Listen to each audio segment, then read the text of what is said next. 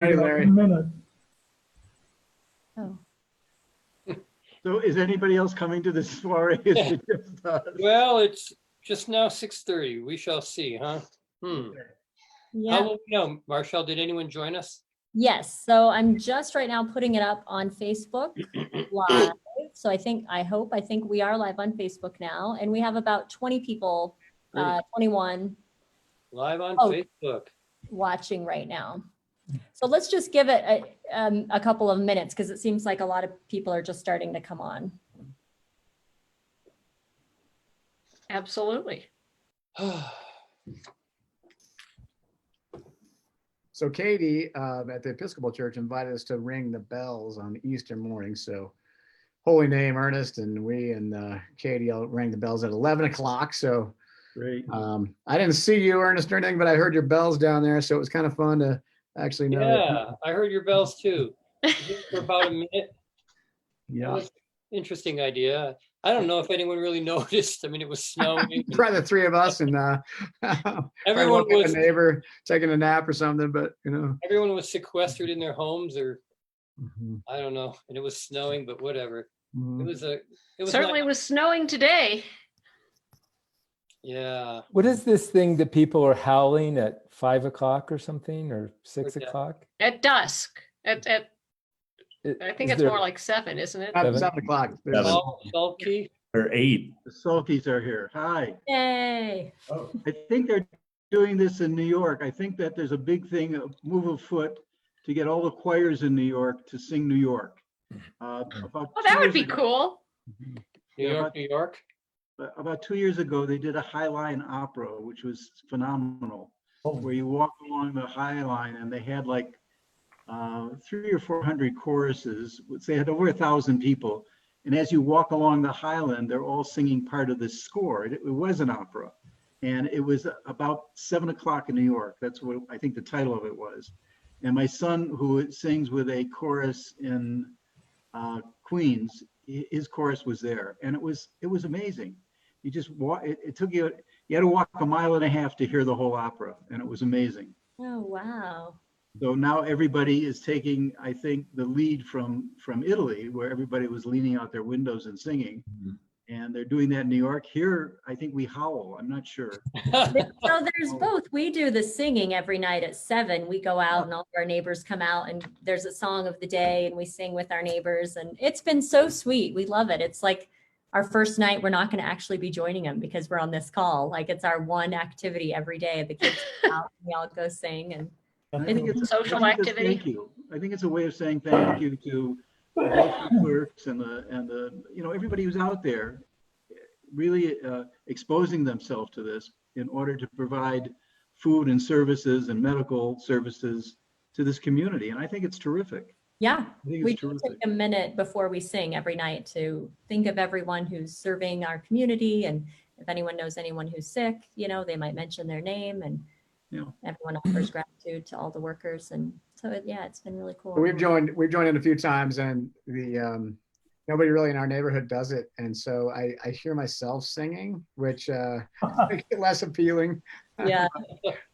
We'll keep at it. If I sing loud enough, Larry, you might hear me around the corner over there. I'll be listening for you because I'm out there every night. When I start singing, the dogs start howling. They're All right. chiming in. All right. We'll make a date. I think all of us, I know that Judaism has a prayer that we say, which is called a Misha Berach, which we say to, it's a prayer for people who need healing, people who are sick. And I'm sure that all of us have a similar prayer in our services. And I think the singing of Misha Berach is a way of doing exactly what the community is doing just by singing songs. And I think it's lovely. I wonder if we should get started. Marshall, what do you think? Yeah, we have about 38 people on the call. My computer says it's 6:33. So we could go ahead and get started. Let me just start the recording. All right. Yeah.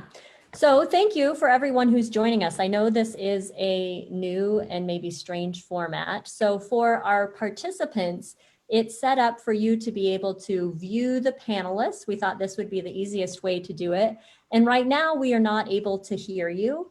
But when we do the Q&A a little bit later, I can enable your sound. So if you'd like to ask a question a little bit later, we will have time and space for that. And other than that, you will just hear the panelists, but you won't be seeing each other. And for those of you who are new to Zoom, up in the right corner of your screen, if you're on a computer, you can choose speaker view or gallery. And gallery will show you all of the panelists at one time, and speaker view will just show you the person who's speaking with little pictures of the others. So you can decide what you want to do with that. And then at the bottom, I think you have 3 choices, just the Q&A or the chat. And then I think if you ask a question later, it'll give you the option to unmute yourself if you'd like to ask a question. So we appreciate everybody coming out and listening and being a part of this. Many of you have been part of our public meetings before when we've done these at the library.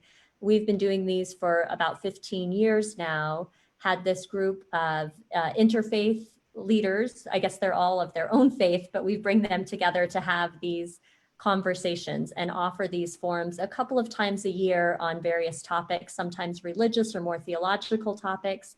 Other times it's maybe just what's going on in the world or politics or a specific issue. We've done things on the environment or the recession or things like that.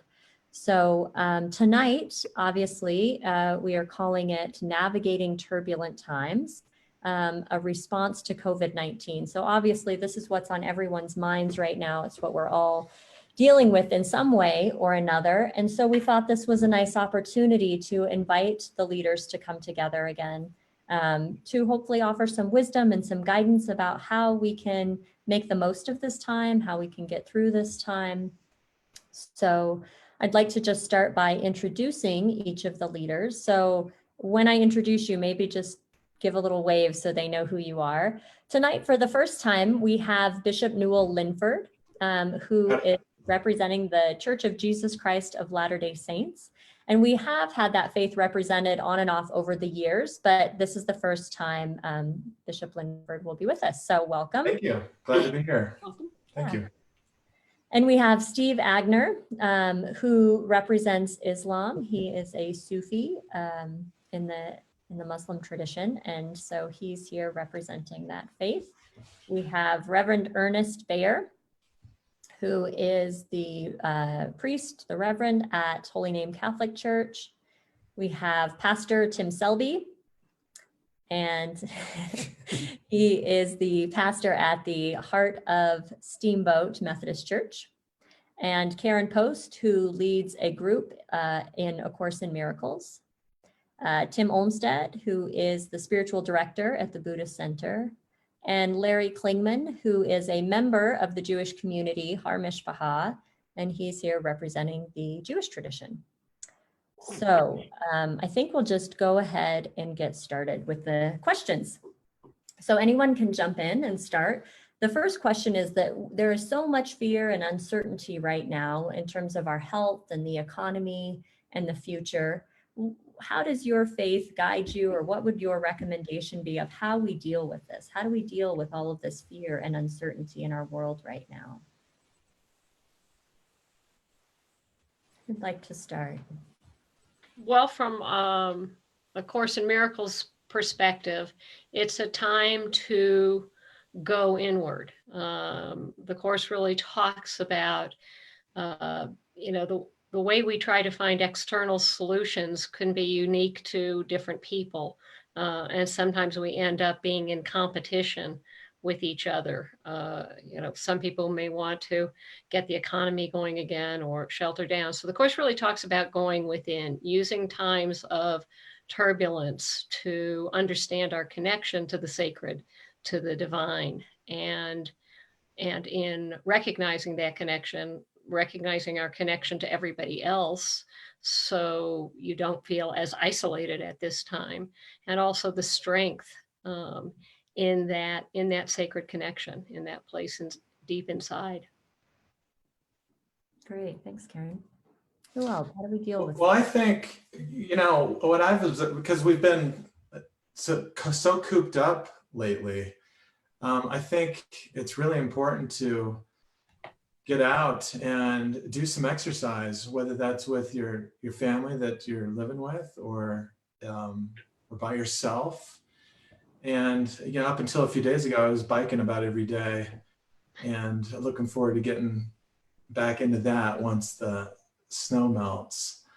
But I think it's really important to take care of yourselves. It's harder to do when you're when there's a stay-at-home order and you're staying at home all the time. I mean, there's only so much you can read or spend in front of your computer screen. And I think it's it's important to take care of yourself, and that's one of the things that I've been doing. Great. Yeah, One of the thanks. things I've been thinking about it from a Christian perspective is just that God is with us. It was promised in prophet Isaiah that Emmanuel, God with us, Emmanuel would, God would be with us. And then in the Christian tradition, we celebrate that God became one of us and walked with us. And after Pentecost, the Holy Spirit was given, and God is still with us.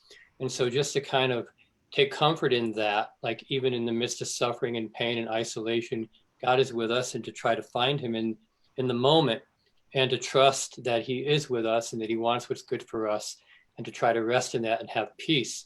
And I just thought about the serenity prayer. God grant me the serenity to accept the things I cannot change. The fact that this virus is going all over the world, I can't change it, but so pray for the serenity for that, and then the courage to change what I can. And that may be, maybe I reach out to the people in my community. Maybe I call people, just to kind of touch base and see what they need, just to try to do the loving thing to help other people now. And of course, the wisdom to know the difference, but just mainly just to trust, not to be afraid, but to trust that God is with us and he's going to get us through this. Oh, Tim, you're muted. Ernest, I have a question. I think you said that to find God in the moment. Did you say that or something like that? Sure. Yeah. In the situation, in the moment. Yeah. Mm-hmm. So what would that feel like, look like, be like? So it could be privately in my own room praying. It could be in my chapel praying, or it could be with people that I love or care for, or people that I'm with, finding God in them as well. Just recognizing the goodness when I see love, when I see peace, when I see cooperation, serenity. That's God. I mean, I just label that as something of God is in that person, and I'm recognizing it. Or if I'm exercising and I see God out in the beauty of nature. So yeah, I just feel God permeates all of creation, and if we have the eyes of faith to see it and recognize it, then we can. Mm-hmm. We have a very similar kind of idea that is the idea of being able to see, I think, just what you said, the sort of the beauty, the richness, the goodness, the purity, the fundamental nature of what we experience, but also of people, that even though people can be very confused, act in just horrible ways, that at their core, they're good. At the very essence of all of us, we're good. And I think this is a time, from our tradition, that kind of, as both of you have, each of you have already said, that as we sort of go inside, as we become sensitive to who we are and how we are in this moment, the fears, the hopes, the anxieties, the uncertainties, the disappointments, all of these things, if we become really intimate with those and embrace those realities spontaneously and completely naturally, we become intimate with that reality in everyone else. So by going inside and really, really becoming intimate, not trying to change it, manipulate, but just find what's there, paradoxically, we actually find everybody at the same time. And so this is the opportunity when a lot of the kind of shine of our life, a lot of the ease, all the stuff that kind of puts us to sleep, the normal patterns of life, when those are all stripped away, this is a very raw moment. So it's a very potent time to experience that. Yeah. Tim, you started your statement there with the phrase, we have a very similar Yeah. thing. And I don't know how many years we've been doing this. Yeah, but it's crazy. it's been a lot of years, but if I had a quarter for every time I've heard you say that phrase, Yeah. we have a very similar thing. And I love that because we do have very similar things. And part of the reason we have very similar things is that we have similar experiences. We share such a common humanity. You know, we just celebrated Easter, but a part of Easter is this week that leads up to it, which is a week filled with betrayal and grief and violence and separation and pain and loss and death. Those things are universal. We all know those experiences. They're all deep, they're all painful, and we all find ways to find strength in the midst of them. So I love the fact that so often we, from different religious traditions, find ourselves saying, you know what, we have a really similar thing. Maybe we say it different, maybe we have different words, but and before any of these things, we're human and we share so much in common. Yeah. I think the truth of reality is the truth of all of our realities. So, you know, we're going to look at it from different angles and through different lenses, but we still live in one universe. And we, you know, our reality is the same. I think this gives us a chance to kind of deepen the phrase, how are you? You know, we go through life and we meet people, we ask how they are. And during this period of time, we tend to reach out to people and we ask, how are you? And we really mean from the bottom of our hearts that we want you to be healthy. We want you to be safe. And we're asking you with all sincerity. We want you to know that. And I think this period has given us all an opportunity to become a hell of a lot more human and to let a lot of the stuff go that takes up all our time during our days and spend more time talking to people. I'm the guy from my household that gets to go out to the market. So right now my wife is living upstairs and I'm living downstairs because I don't want to give her any of the things. But what I noticed in going to the market is people have face masks on and they tend not to say hello to each other. They just bypass each other. So when I go there, I try to say hello to people because I still care about them. Yeah, great. Steve, were you going to say something? I'd like to. The origins of our name, Exploring the Sacred, is really kind of phenomenal in that how we define reality is our approach to what is sacred. And we believe that our physical eyes and our ears really do not bring us to experiencing the sacred. The sacred is an external, is actually an inner light of human wisdom and trust in God, which is truly sacred. And what we see and what we experience in our reality moves us on the inside to experience and appreciate that inner light of human wisdom and trust in God. So we accept that the light of sacred exists within us as love and wisdom. And we try to trust that source from which wisdom and love flows.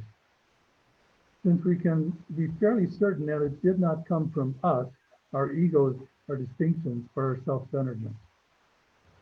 And we believe, of course, that wisdom and love have a true source, which is beyond the world as we see it.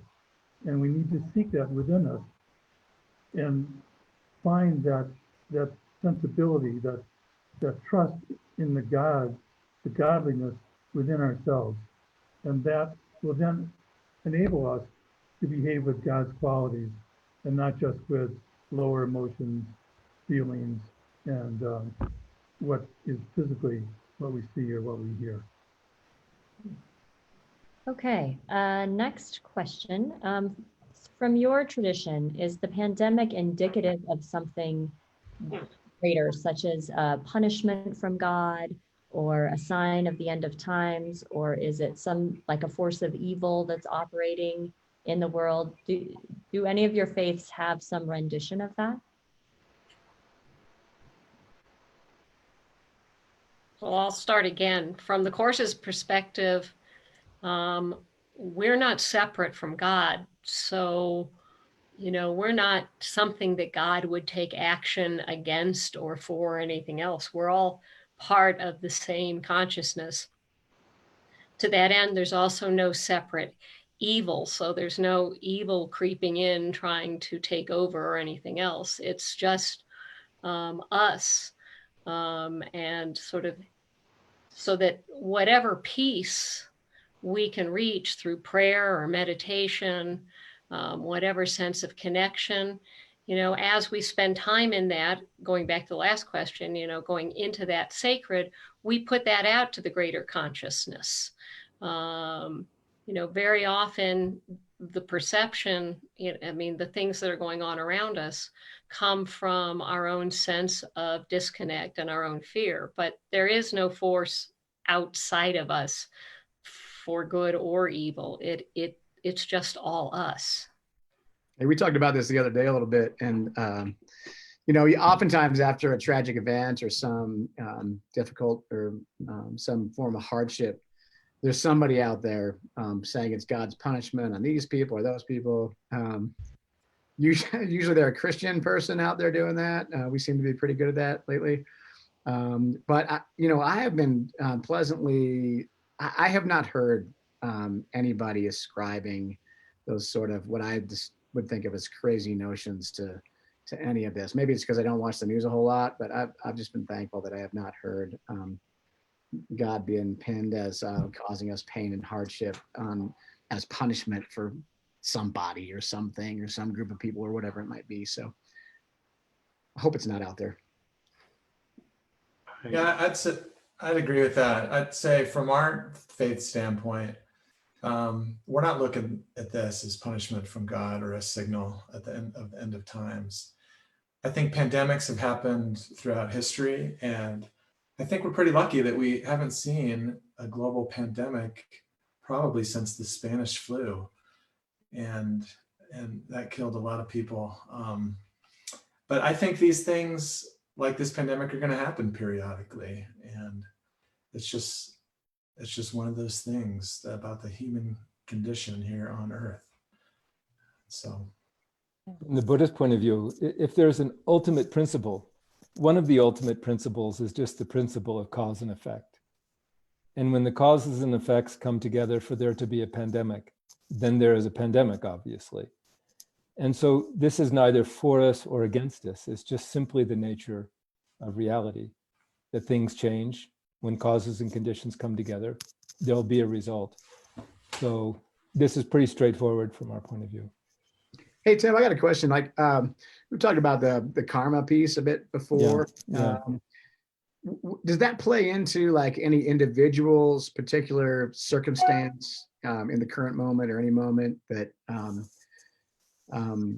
illness or death, in a pandemic or not, one way or the other? Does that how that happens for a particular person? Yeah, there's a lot to say about this. And in one way, we could say that everything is some sort of the result of cause and effect. But one thing we know that each of us perceives what is it we're experiencing in a different way. We can even look at the same world and see two different things. And that's based on a quality of karma or habitual patterning of perception. And so for some people, no matter how much they have, they always feel poor. Some people, no matter how little they have, they always feel fortunate. So we would say this is their karma presenting itself as perception, basically. Yeah.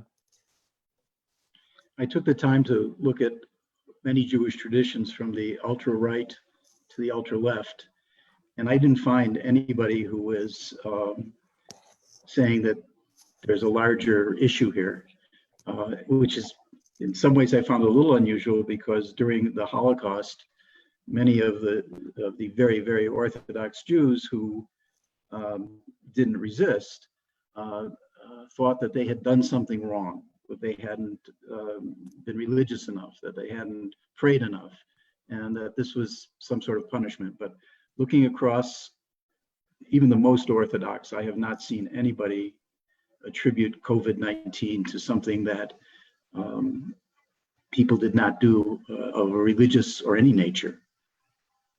Larry, I'd like to ask from a Jewish perspective, do you guys, I mean, did you come across any writings about the Genesis story and, you know, the original disobedience that led to death? I mean, do you guys make that connection at all? Like, I mean, and how do you interpret that story? Because presumably in Genesis 1 and 1 through 2, there was no mention of death until the disobedience, and then death entered because of the disobedience. Do you guys connect? Do you guys try to make sense out of that, or do you just Well, figure it was an ancient story that doesn't really apply anymore? Like, no, we do. And some people, just as in any Christian religion or any other religion, take it very literally. In the Judaism I practice, I don't take it literally. I take it as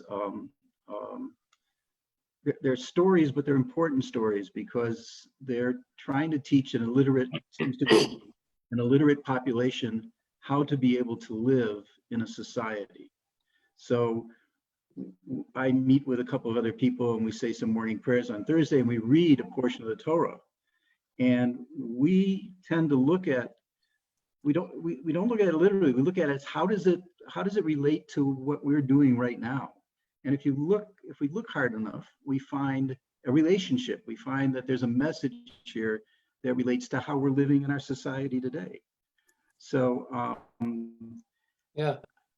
I don't take it literally. I take it as it's almost like a book of instructions. It's almost like a way of saying to people, you want to live in a society, these are the things you have to do to live in a society and learn from them. These are what people did. We're saying they did it, but learn their lessons. I asked that, Larry, because I mean, we consider it a mystery of suffering, death, sin. It's just a big mystery. We can't really explain it, but we do go back to the Genesis story and say, in some mysterious sort of way, you know, like God didn't intend for suffering and illness and death to be part of our human condition.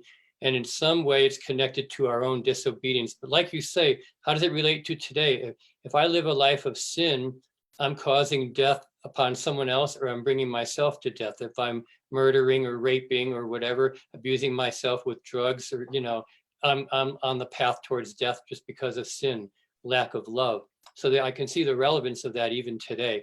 But we would just go back to that and say, in some mysterious way, it's not God's fault. It's related to sin. But God allows it and is hoping to get our attention through it.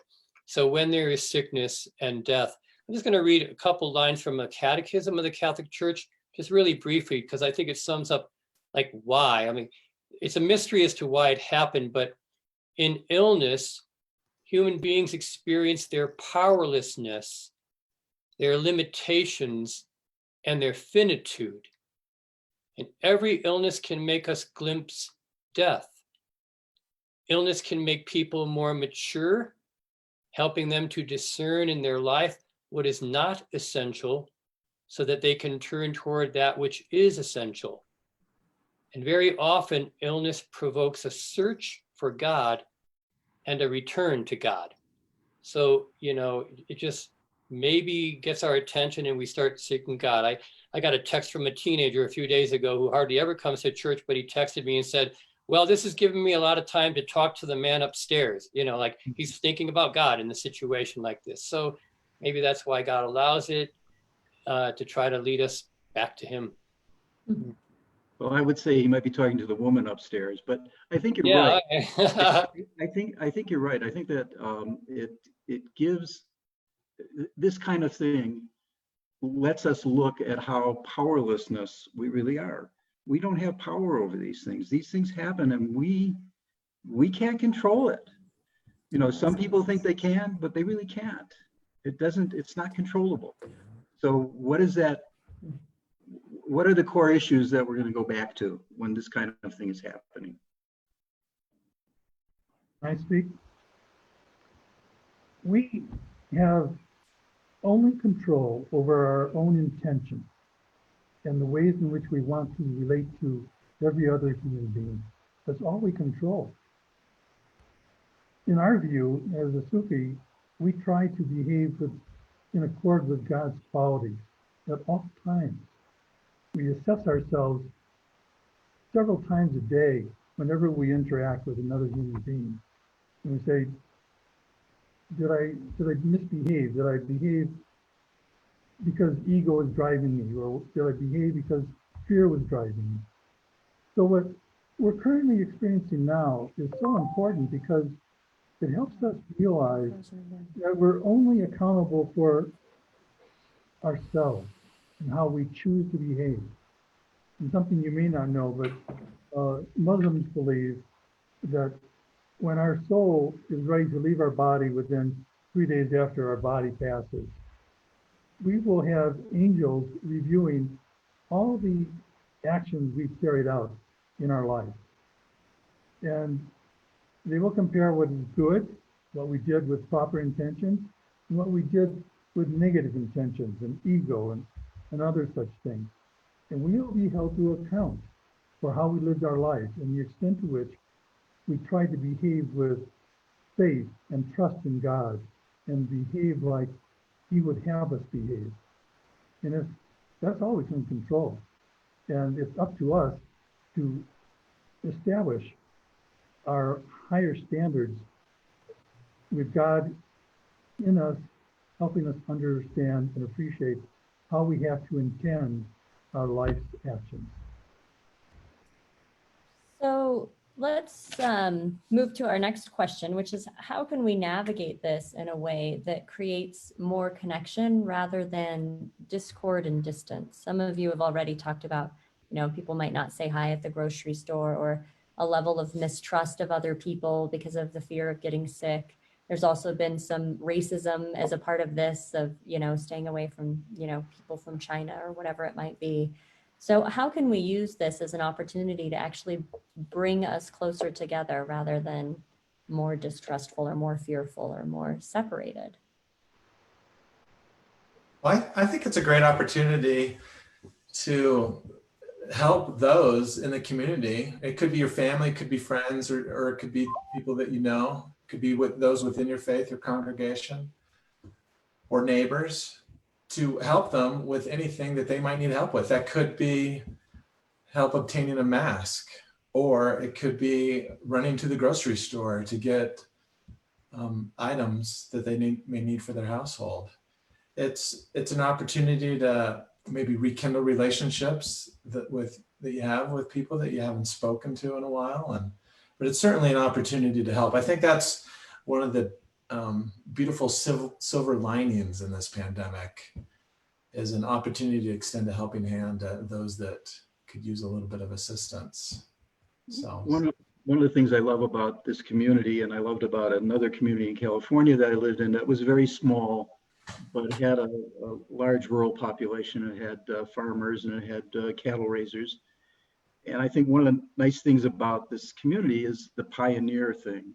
And the pioneer is that we're out here alone and we need the help of our neighbors. And even if we disagree on many, many things, many fundamental things, when the emergency arises, my neighbors were always the first ones to come. And I tried to do the same thing, whether I saw eye to eye with them or not. The emergency, the moment, you're there to help other human beings. And I think we have an opportunity here. And that's one of the things I love about this community. And we certainly have that opportunity. Since I realized I was the oldest guy on the block, when two people who I considered older than me came up, kept their distance, and asked what they could do. If I needed any help, they would go get groceries. And then it dawned on me, God, I'm the oldest guy on the block. I had never expected it. And I should have, because these are the way the people are in this community. I think in our culture, in recent years, we found so many ways to push each other apart, to separate ourselves, to distance ourselves. And now that we actually are distanced physically, I think it's a good time to reflect on why in the world would we ever do that? We are not made to live in isolation. We are made to connect with other people, to celebrate, to live life, to embrace it. Why did we spend so much of our time trying to push people away or trying to isolate ourselves from somebody else? It's a question I've kind of asked myself a lot, in a little bit of this time. Why have we done that? When this is over, will we go right back to that? Will we be more fearful now of people? We're kind of learning to be afraid in a way. I think we have to really, in our spiritual traditions and in our just our psychic energy, we need to really work against that, to find ways of bringing people together, of realizing, hey, we're all in this together. Virus doesn't care about your politics or your color or your creed or your whatever your thing is. We're all human. We're all in this together. Hopefully on the other side of this, social distancing and isolation will be something we want to repel, not to embrace in a new way. You know, to play on that, Tim, we've talked in this group quite a lot about the sense of disconnection that people get when they get in their bubbles, you know, whether they're political bubbles or socioeconomic bubbles and stuff like that, and how isolated we feel. And I think, and you know, a few of you have said this before, this virus, you know, crosses all lines, you know, political, gender, age, you know, wealth, white collar, blue collar, no collar. It's just, and so in that, we can all connect. We're all having the same experience. So many times things happen. And even, and you know, a lot of people are very generous, and they come to the rescue of their neighbors, whether it's flooding in the South or tornadoes and hurricanes. But we can sort of say, you know, we don't live in tornado country or hurricane country. I mean, our hearts may go out, but we're not really sharing the same experience. And in this, we all are. It doesn't avoid anything, and it's not just old people. Young people are dying. So I think in some way this has just removed all those barriers where we perceive we're not necessarily in the same boat with everybody else. We are, and I think that brings a connection. Yeah, I think there is a connection point there, Karen, in the sense that yes, we are all possible. We can all be exposed to it. But I wonder what you or anybody else might say too about the inequality also that is created by this. For many people, you know, missing a paycheck is devastating, and you know, can't make, and some kids aren't getting meals because there's not school right now. The people of color are being disproportionately impacted and dying at a much higher rate than Caucasian people. So I do think while yes, we are all susceptible to getting it, there is also this element of inequality that I think has always been present, but this is maybe just exacerbating it. So I wonder too, like what you guys think about that, or how can we respond to that? Well, I think there is one of the things we talk about. What can we take out of this? You know, the lack of access to healthcare, or those missing health insurance so they don't get tested because they've got to pay for it, or a lot of those other things. And you're right, the impact in community of color, not necessarily because of the community, because they're working those, you know, high exposure jobs. They're at the grocery store and stuff to a greater degree. So I hope we take that forward and realize, you know, we need to look at some of these issues, and I mean, in our society. I think part of it also is a willingness on our part, almost an effort on our part to really bring this clearly in mind. Because for those of us who aren't on the front lines in our high impact positions, who aren't deeply threatened by the economic consequence of this, we could just ride through this in another bubble, actually. And I think we really need to use this moment to even intentionally sensitize ourselves. I mean, to read the news, to look who's doing, you know, just to be connected with what's happening to whom and to where, at what degree, because it's natural for us, I think, to want to dull ourselves out. I mean, it's just a psychological response of kind of pushing away. And I think this is a time where it's easier to do it, but we have to continue to invite ourselves to be sensitive to the reality of people that we can't see, you know. I think it's really important for us to try to unify ourselves with every other human being and pay attention to the feeling or awareness that differences might be bubbling up. We have to overcome those differences. We have to feel compassion for every human being and figure out when something comes to our ears and we listen with a conscience and we say to ourselves, oh my gosh, I can do something about that, then we need to do that. The more we can simply embrace each other's wellness and their capacity to develop and survive, we just have to do that. Anything short of that is emphasizing or distinguishing ourselves from others, and not that we have things in common with other people. We only need to concentrate on what we have in common and how we can increase the equality of those who are being served. Great. Does anyone else want to respond to the question about inequality and how to address that now that it might just be heightened?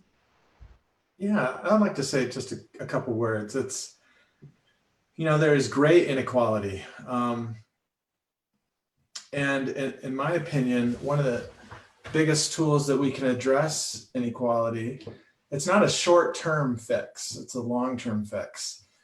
But one of the tools, or the best tools I think we can do or use, is education. In this state, K through 12 education is available to everybody. And community college is available at a low cost. I think the more individuals that take advantage of education and take it seriously, the more it would address inequality, probably more than anything else. That in our faith, we say that the Lord works from the inside out, that the world works from the inside in, and that's one of the differences. The world would take the people out of the slums, and we feel that Christ takes the slums out of the people, and then the people take themselves out of the slums. And this particular pandemic, so that there's not a quick solution to this inequality. It's been a long time in the making, and I think it's going to be a long time in the fixing. Yeah. No, in my faith, inequality has been there from day one. I think we've survived by being able to adapt to whatever the society is, but I don't know. It's a great question. This is a good opportunity for us, but boy, I think we've been trying to do this since the New Deal, and I don't think it's worked. I don't think we've done it yet. We haven't done it. That we still have these big chasms. I mean, I think it's fine for a steamboat. Everybody gets a good education, K to 12. You take that to Chicago or New York or Los Angeles even, and it's not an even playing field. It's just not there. And there's an opportunity here, whether we as human beings, enough human beings recognize it and are willing to step forward and say this, this isn't right. This isn't right. We need to correct this. Yeah, and if I could pick up on that, Larry, I think that got called it. This isn't right. That all people have equal dignity, and we're all children of God. We would say in our tradition that. Yeah. I think, Marshall, your question is a really important one in that we can't address those things until we are aware of them. So that continued awareness of, hey, this doesn't affect everybody in the same way. And it's a continuing part of the work, I think, of the Christian tradition, or at least the way I see it, to work for justice, to work for equality, to work for dignity of all people. And so it's a continued part of that work, but to raise that question, we can't work at it if we act like it's not there, and we can't act like it's not there. So I think the question itself is a helpful step, but it's a long road, and as Larry describes, it's difficult work that we still have in front of us.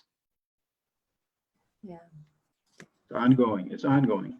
Mm-hmm. If we let up, I mean, it's ongoing. I mean, The Jewish tradition has always been to stand up for people that are not being cared for, that are downtrodden, that prejudice goes against them.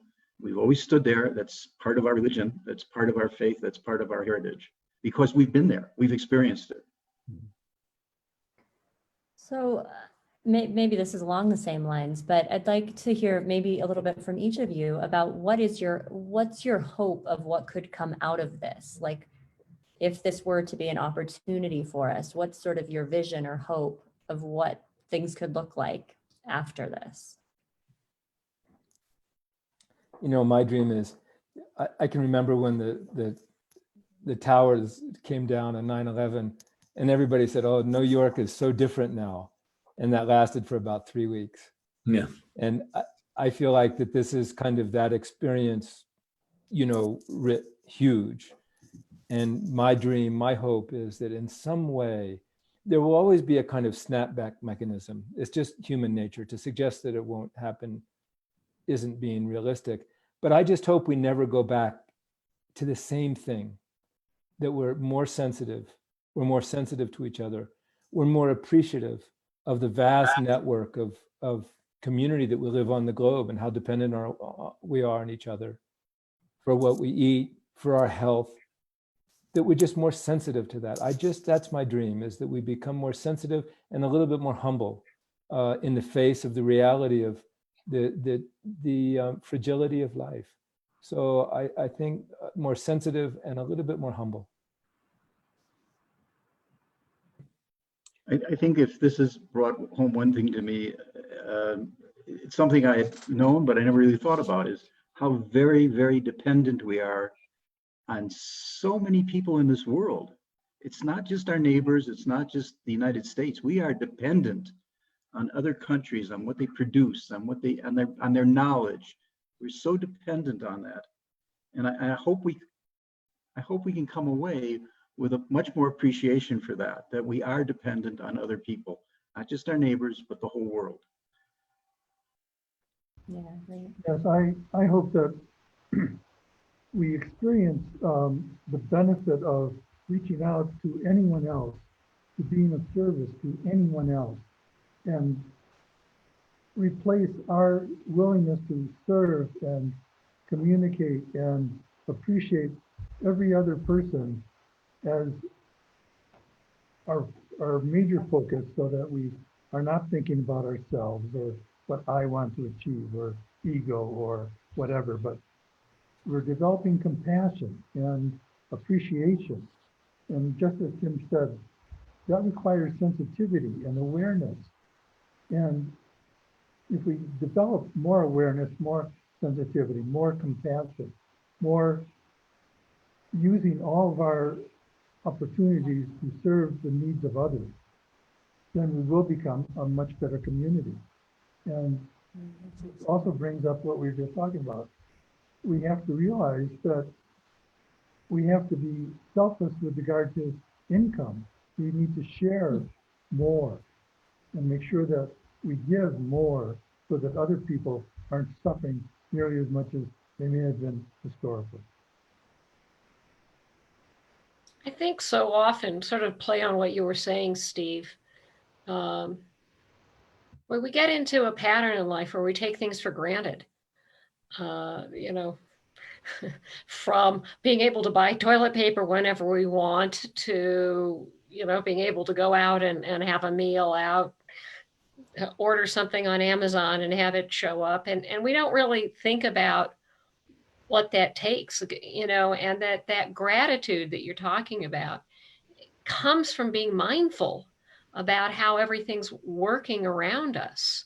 You know, the howling at 8, you know, the clapping is thanking our you know, healthcare workers that are putting their life on the lines, but also the people in the grocery stores and the people who are shipping our packages and delivering our packages. And what I really like is that the awareness of those people out on the front line that aren't just the healthcare workers, that they are still keeping our lives going as normally as possible in this time.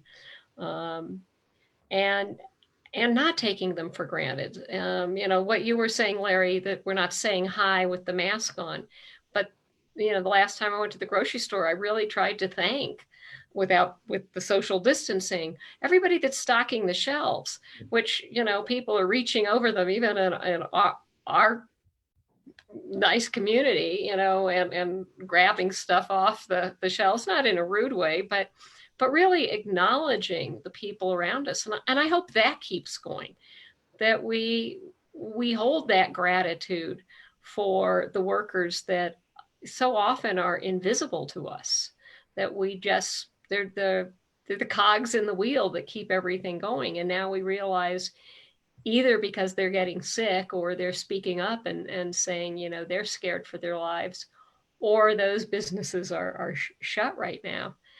I just, you know, as Steve was saying, that gratitude, that compassion. I've spent a lot of time crying over the last few weeks, in a sort of in a joy at how much people are feeling grateful, and the little things they did. Like I saw in the news, somebody putting out teddy bears everywhere in a neighborhood for the kids and stuff. And as you're talking about, Marshall, singing a different song every night. And I hope somehow we take some of that with us out of this.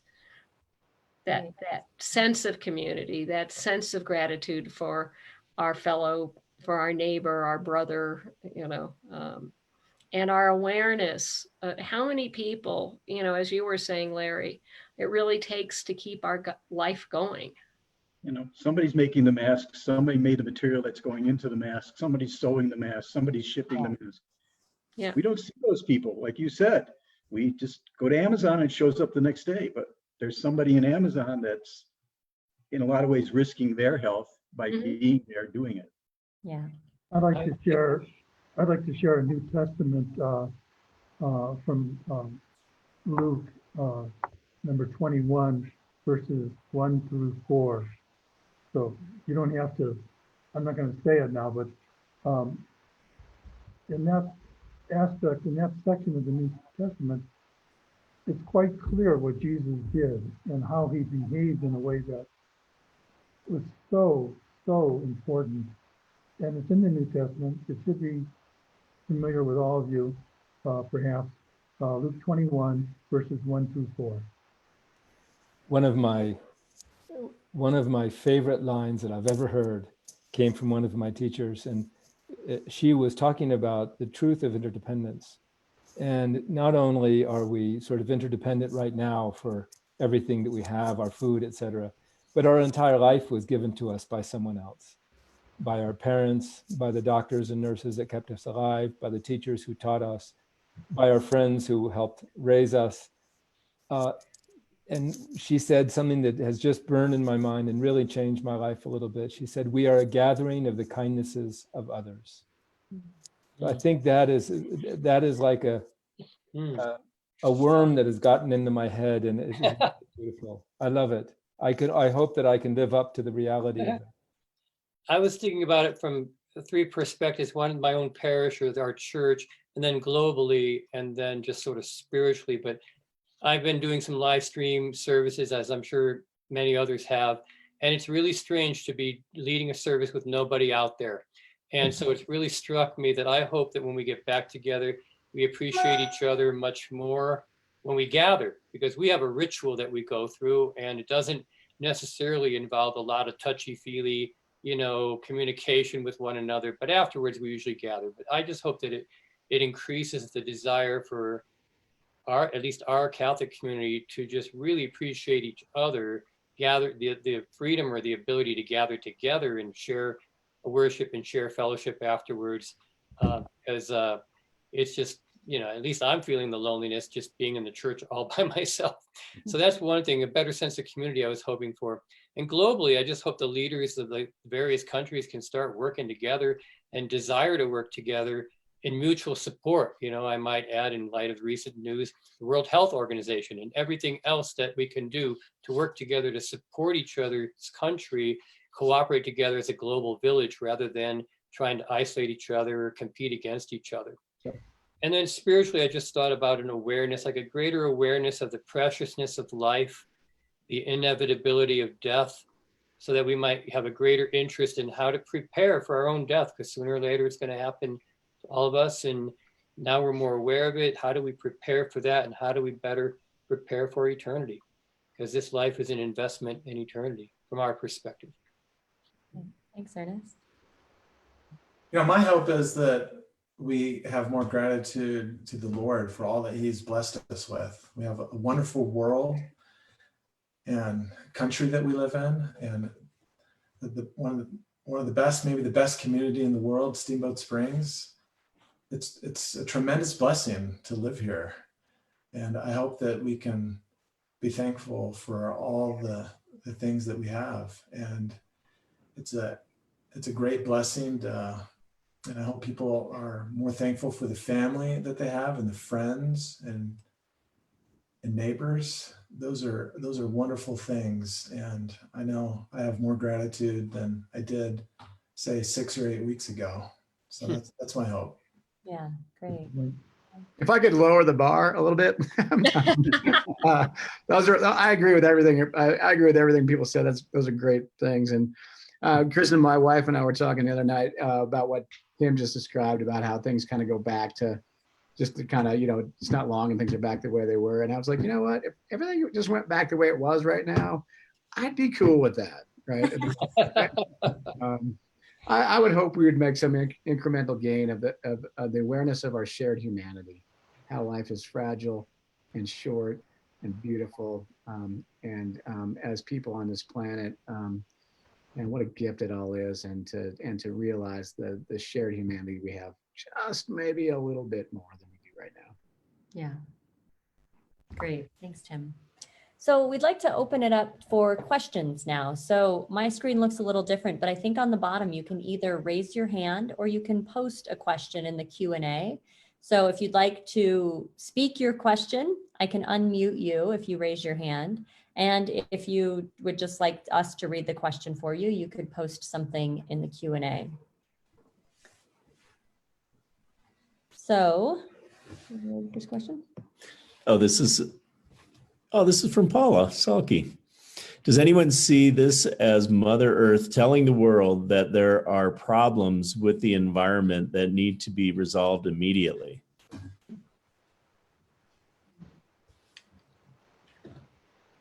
I think From my tradition, though, it's a good opportunity to start putting things to right. And the fact that we're not driving cars around as much or flying around as much, already the earth is seeing something positive out of this, and recognizing that this comes from, the illegal wild animal trade, hopefully it opens our eyes and we start to respect the earth more. But the Course certainly wouldn't see earth as having a separate consciousness than the whole universal consciousness. Though our denial of what we're doing to the earth is like us being unconsciously, destructive to our own self, our own body. I think to go all the way back to the first comment of Ernest's comment about sort of seeing God in things, I think from our point of view, if we're really, really sensitive, that the world is talking to us all the time. Mm-hmm. So I don't think that this is a particular moment where we're being talked to and we haven't in the past. But I think there's an opportunity as we wake up to sort of read the messages that we're getting from our neighbors, from the economy, from the globe, all of these things. And I think, as I think you said, this is an opportunity to heighten our sensitivity to that. So it's more not so much who's talking to us, is whether we're listening or not.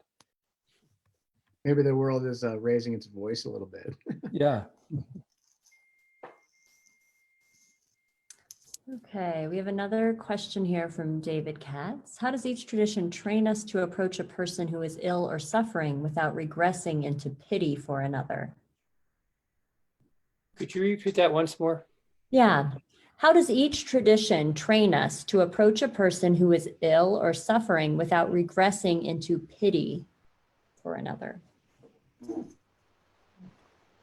From There was a Go ahead, Larry. No, you go ahead. I- Yes, go. You know, life is finite. And we start at a point and we end at a point. And things happen to us. And I think if we could learn to approach people with empathy rather than pity, with understanding, but not taking the thing of saying, oh, I've been there and I understand it, but just quiet understanding, being. Yep, Larry froze. Yeah. I think of the word compassion rather than pity. Pity is like, oh, you poor thing, you know, how horrible that that happened to you. And compassion is, I feel your pain. I'm with you in the pain. I'm with you in the struggle, with passion. And Jesus had that. It's often referred to in the New Testament. He had compassion, which meant like from the depths of his bowels, from his gut, he had an emotional feeling of a sensitivity and a care and a loving concern for the other person. And I think that's what our tradition calls us to, rather than pity, to love and to will what's best for the other person, and to love them and to help them in any way we can, and to maybe recognize the common pain that we all share in that. In our tradition, when we talk about compassion, we say that there is what we call a near enemy, which is something that looks like it, but it's a million miles away. And pity is the near enemy of compassion. We would say that compassion is a completely eye-to-eye experience of mutuality, and then a response based on that mutuality.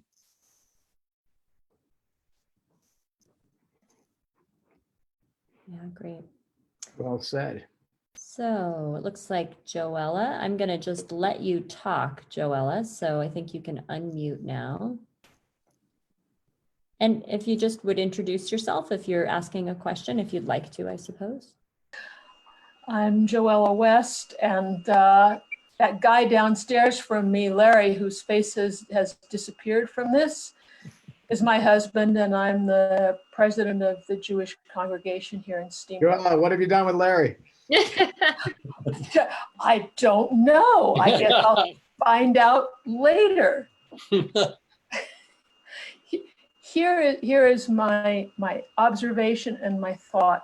I'm not a meditator, but I have spent a fair amount of time in the last few weeks meditating on how this world is right now, and how there is really no identifiable difference between anybody in this world in terms of the problem, in terms of how we need to deal with it. We are, for once in how many thousands of years, we are all the same.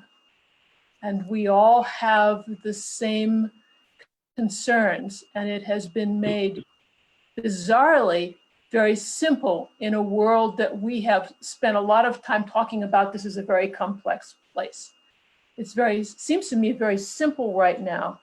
And the most interesting thing that I have noted from this discussion tonight is that I cannot see a difference between the way the spiritual community is thinking and talking about where we are in the world versus innumerable webinars and various things that I have been on in the last few weeks, which are clearly sectarian. So the question that I have is there something that the spiritual community brings to this that has not become very evident in the world at large? And is the world at large going to experience a return to spirituality when we come through this, simply because everyone has had to have this same kind of track of thinking?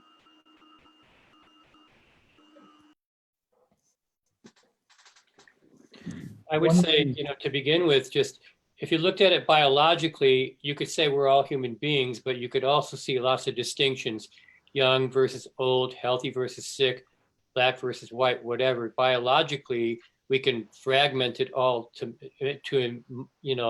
immense number of degrees. But spiritually, I think we all look at it as we're all, well, somehow there's something sacred about all of us. We're all human beings. Somehow there's something divine or sacred or holy about all, and I think we all share the idea of love your neighbor, take care, have compassion, work for harmony and peace. That, I guess, that's a spiritual principle rather than just a purely biological one. Absolutely. When we get together, we listen to each other with our highest level of consciousness. We see similarities. We understand things that we may never have thought about before. And I think it's because we see each other often, we share with each other openly, we look at ourselves and reassess perhaps mistakes that we may have made, and we try to build unity and understanding with each other. And I think it's a wonderful thing. And I've never experienced it before in my life, and I'm fairly old, until we moved to this community. And it's a way, I'm very grateful to have moved here and to have known all of you and to get to know and experience the unity that we all feel.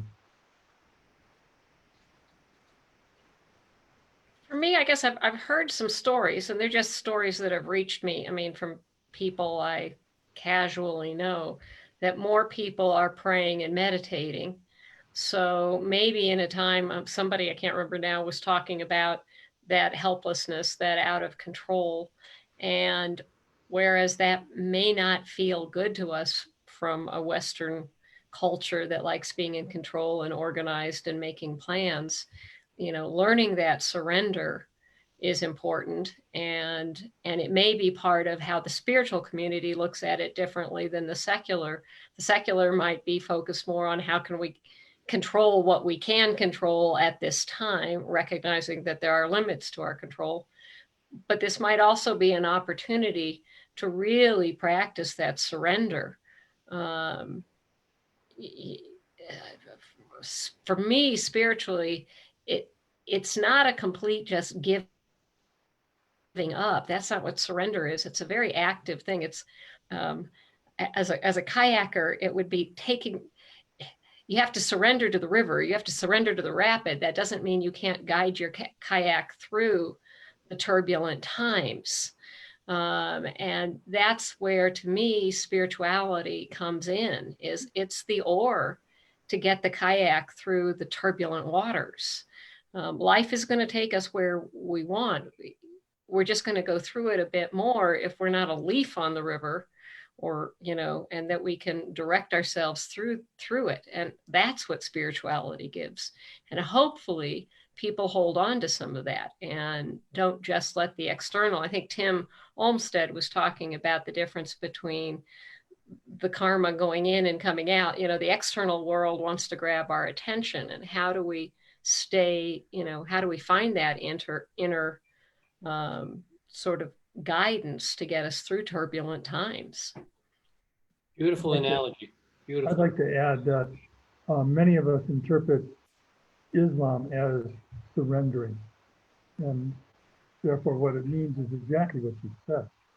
We have to give up differences and ego, and that our answers are better than other people's answers, and learn to listen and learn to place another person's well-being above our own. And that is surrender. And thank you very much for using that word. Okay, so the next question, this is an anonymous person. Are any of the faiths looking at this virus as being allowed to continue for a positive reason or plan?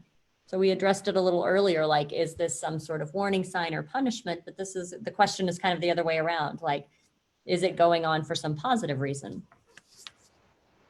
I would say for all of the reasons that we've mentioned during this past hour, we've all mentioned positive things that happened. And in our tradition, we use the word providence, that God allows something bad to happen in order to bring about a greater good.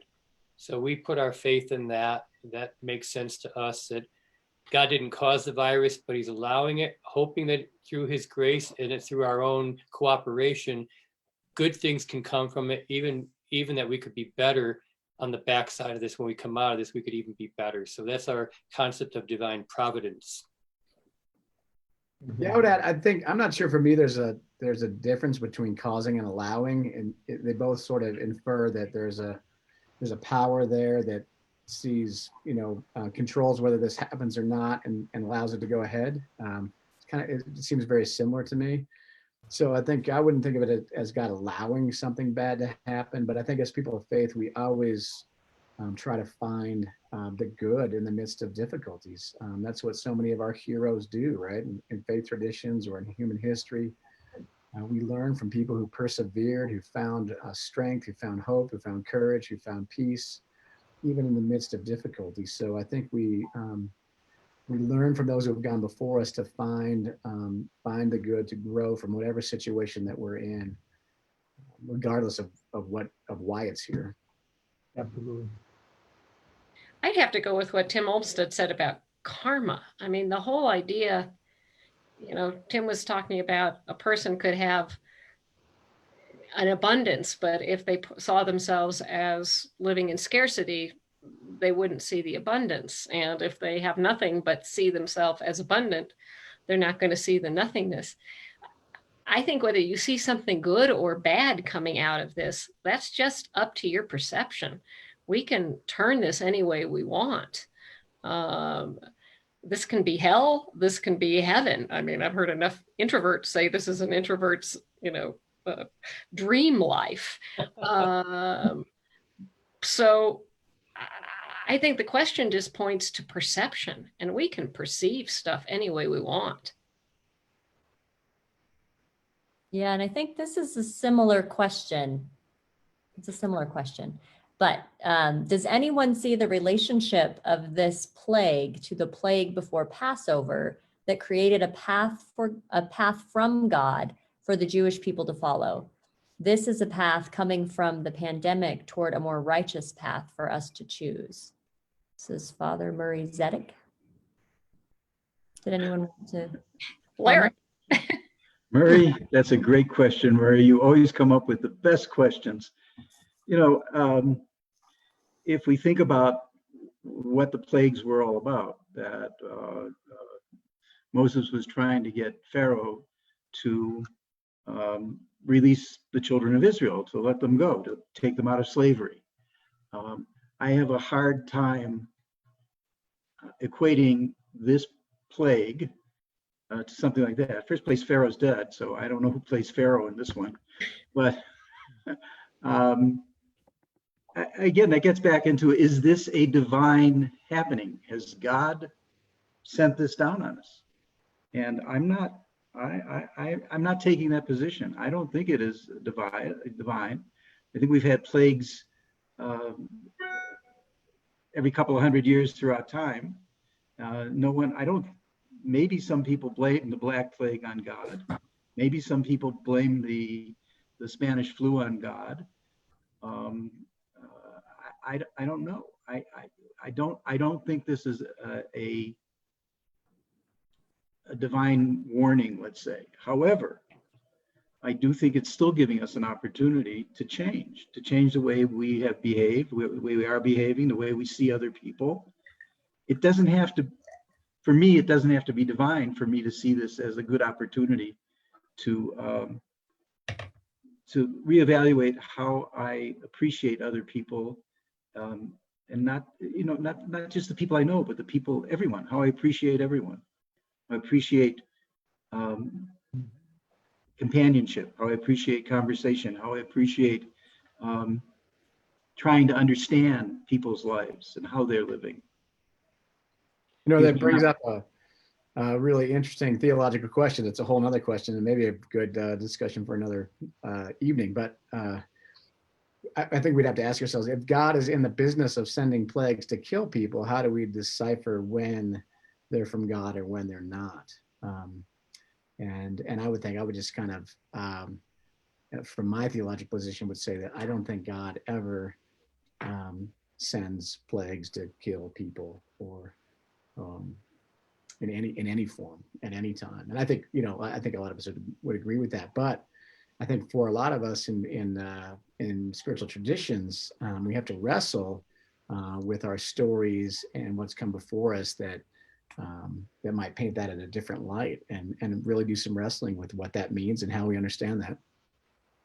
To me, I think if you remove the question of God causing it, if you just sort of bracket that, put it on the side and say, what are we being liberated from? What kind of slavery might we want to be liberated from? And I would say perhaps, unbridled capitalism, exclusivism with regard to race or nationality, in terms of us all being united together, the pursuit of financial gain, or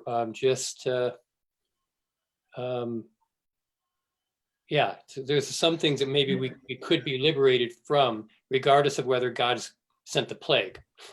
I think the basic thing that we need to be liberated from, and I agree with my fellow folks here, is from fear. If it liberates us from fear, that would be the best thing that could happen, I think. That's what we need to be liberated from. If we can get the fear out of our lives, we're going to get a lot more love into our lives. Okay. If we replace our consciousness on about fear with a consciousness about God in our hearts and in our souls, that's all we need. That would be great. Yeah. So the next question, this comes from Rick Hackett. He says, can the world return to spirituality without trusting that there is a reality beyond this reality? So can the world return to a spirituality without trusting that there is a reality beyond this reality? That would be to imply that this reality has It's a Tim question, I think. We can be spiritual. Okay. Say that again, Ernest. The implication is, can we have a spirituality that's rooted in this world as opposed to another world? And I would say yes. Loving one another, being at peace, working together, spending time meditating, praying, all these things are spiritual things. And so I think we can return to spirituality without a focus on, quote, pie in the sky when you die. It can happen right here and now. Yes. Yeah. With that, We would say that there is no other reality, that heaven is right here and hell is right here. And as Karen said, it's a question of perception. That we create our reality by what we see, and then how we respond to what we see. And that's perception. So we would say, even on the most sort of esoteric aspects, heaven and hell are right here in front of us. So we would never suggest that we cut the world into the kind of secular or divine, that actually this is the same thing. It's just how you see it. This goes back to what you said in the beginning, Ernest, about what you see when you look at the world. That's spiritual. The world isn't different. Our mentality or the way we slant is different. I agree. Actually, from the course. But whether we're willing or able to see the divine or heaven on earth, how that happens, I think that's the stuff of our religious traditions to help us get to that place. But I think we end up all in the same place. From the course's position, this isn't reality. There is something else. But sort of going with what you were saying, Tim, they said to deny this world when you're still functioning in this world is denial. So that spirituality really just functions here. How do you find that peace? How do you move away from the fear that you were talking about, Larry? It's that fear that grips us and it keeps us isolated. So it really isn't about some other place. It's about how do you live heaven on earth? How do you make this heaven? Well, I think we need to get the kids back to school first, and then we Before your household gets peaceful there, no. Absolutely. Okay, another question. This is an anonymous one. How can we be at peace with all of this uncertainty? There's always uncertainty. This When is is just there in no your face uncertainty, Yeah, with heightened uncertainty, maybe. right? I think I remember the favorite interview I saw was when Katrina hit, and it was all the people that had been in the Superdome or whatever that got moved over to Houston. And there was this one woman from New Orleans that was getting interviewed, and she was just the most peaceful looking woman I saw, given everything that she had just gone through. And the reporter was saying, "You've got to be feeling really scared and out of control. How are you coping with it?" And her answer was, "I've always been out of control. Control is an illusion." And she goes, "So I'm just doing this as I do the rest of my life." And he kept trying to say, "Yes, but you don't know what's going to happen tomorrow. I mean, you're living in on a cot." And she goes, "We're only one day from that at any point. We never know when that's happening." And he kept trying to get her to be frightened and say how, and she was just like, "No, control is an illusion." Yeah, I think when we can begin to become comfortable with the quality of, as you're saying, Karen, uncertainty, that's strength, that's peace, because then it can never be disturbed. Right. Yeah. But that's part of that is just living. You're living in the day. You're living at the moment you're living. You're not, we have absolutely no control about what the next second is going to be. So all we can live in is right now. If the questioner is very much concerned about what's going to happen next, none of us know what's going to happen next. It reminds me of the way I ski or snowboard. Half the time I'm out of control and half the time I'm in control, and that's what makes it fun. Yeah, except for the person who's downhill from you. Yeah, I was going to add, I think, if the goal or the ultimate thing is to be at peace all the time, like I've flunked whatever the class was, because I don't have that all the time. I don't think any of us, I mean, I speak for myself, I don't have that all the time. And I think a part of this journey is kind of a roller coaster. I mean, sometimes I'm sad, sometimes I'm stressed out, sometimes I'm like really pumped and courageous and creative, and we got this. And, so I think for me, it's a matter of allowing any of those things to be okay. Like if I'm stressed out or anxious or something, that doesn't mean I've failed spirituality 101 or something. That's just where I am, and that's okay. And I don't have to try to change that. And so for all of us who are in places where we might be less than peaceful, I think that's okay. That's how life is. And if I try to act like, oh, I shouldn't be peaceful, now I'm more stressed out than I was before. So sometimes we just got to let it be. You're putting a value on it, and don't put a value on it, and then you're fine. Just live it. Every night before I go to sleep, I review my day and I assess my choices for behaviors and thoughts. And I may ask for forgiveness. I may say, okay, that seemed right. But that's, for me, that's, I always go to sleep balanced, or at least ready to sleep, and instead of worrying about things, because I've held myself accountable and I've asked for forgiveness, or I've asked for guidance, and that's all we can do. One of my teachers once said, "Mistake by mistake, we walk the unmistaken path." I think that's good. I like that. Yeah. So one last question, another anonymous one. Being leaders, how are you overstepping your fears of this virus in order to lead your followers? Or are you overstepping your fears? I'll add that. How are you?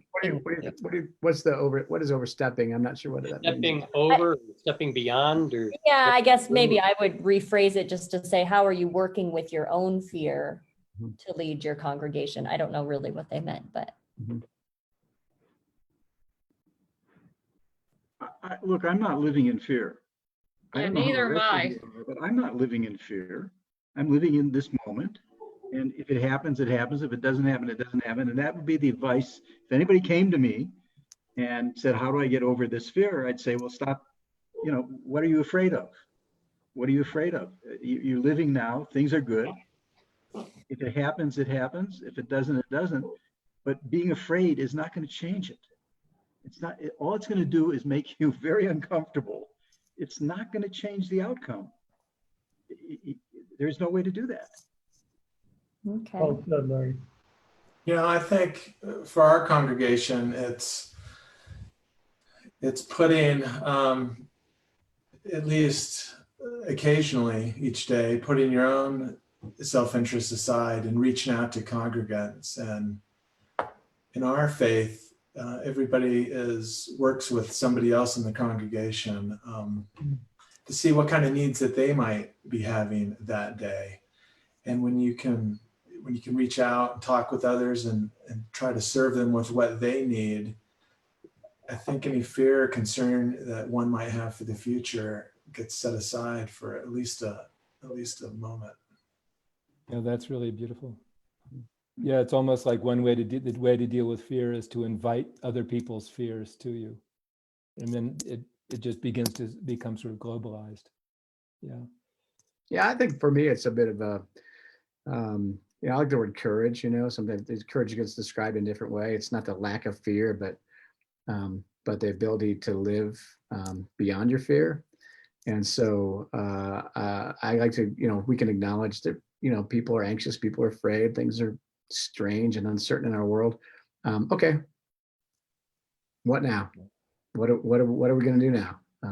And let's keep going. And we'll do that what now together, and we'll find our way together, and we'll just keep moving. That's great. Yeah, great. Yeah, Well, I- Peter had it when he said, there's nothing to fear but fear itself. Yeah. Great line. Can I say something to everybody who tuned in? Thank you for these very good questions. Yeah. Indeed. Thank Yeah, you. Thank you. I'd like to thank everyone who's listening. Even though we can't see you, we appreciate you being here and listening to all of us this evening. We've really enjoyed being able to do this, and hopefully it's been helpful for you. And I'd also like to thank all of the leaders for offering their time and wisdom and traditions with us tonight. We have an exciting announcement that we now have a website. We have entered this century. About 20 years late. And if you want to hear more about the group or find out about the leaders or contact information for any of the leaders that are on our panel tonight, you can go to exploringthesacred.org. And that's also where there'll be links to our events, topics that we've done in the past. There's also an opportunity to donate if anybody wants to support our organization. We just use the money to put on these kinds of events. We usually do these in public, in person at the library, but we're working with what we have right now. And there's also a place on there if you would like to join our email list. We only use our emails to tell people about our own events. So you're welcome to sign up for our emails on our website as well. So thank you everyone for being a part of tonight's event, and we wish you well, hoping everyone is healthy and safe and that soon we'll be back together. Bye. Thank All you. right. Yeah. Bye. Be well. Be safe. Okay, what can we do?